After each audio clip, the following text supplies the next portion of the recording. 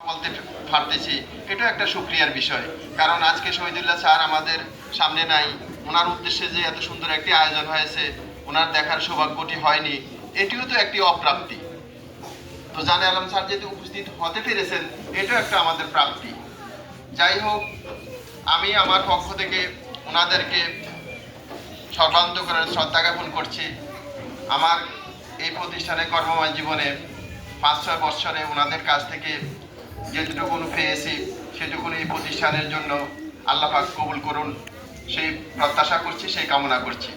পাশাপাশি আমি আমার পক্ষ থেকে বলবো, আমি এমন একটি জায়গায় থাকি যে জায়গায় আমার ইচ্ছে থাকা সত্ত্বেও অনেক সময় দেখা গেছে যে ভালো ব্যবহার করতে পারি না, হয়তো অসৌজন্যমূলক আচরণ কোনো না কোনোভাবে হয়ে যেতেই পারে।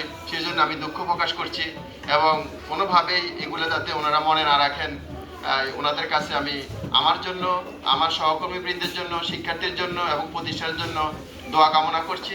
পাশাপাশি আমি আমার প্রতিষ্ঠানের পক্ষ থেকে ওনাদের জন্য সর্বান্তকরণে ওনাদের সুস্বাস্থ্যের জন্য নেক হায়াত কামনা করছি। পাশাপাশি ওনাদের জন্য একটি কথাই আমার থাকবে, সেটি হলো আপনারা অনেক কিছু দিয়েছেন, আমরা হয়তো সেভাবে নিতে পারি নাই, কিন্তু আপনাদের দেওয়ার মধ্যে কোনো কমতি ছিল না। কিন্তু আজকে আমরা ইচ্ছা থাকা সত্ত্বেও আপনাদেরকে কিছুই দিতে পারতেছি না, সেটা আমাদের একটা দৈন্যতা। অনেক কিছুই আমাদের আছে কিন্তু আপনাদের জন্য আমরা কিছু দিতে পারি নাই। তারপরেও আমি বলবো, আমাদের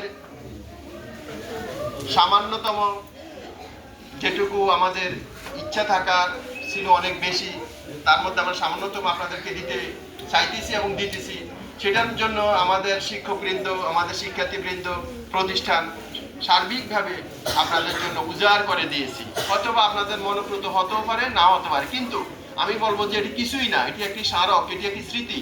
শুধুমাত্র আপনি বাড়িতে নিবেন এবং একসময় দেখবেন যে আমি এই প্রতিষ্ঠান থেকে আসার সময় আমাকে অন্ততপক্ষে এটুকু সম্মান দিয়েছে। আমি এটাই বলবো, এখানে কিছুই নাই।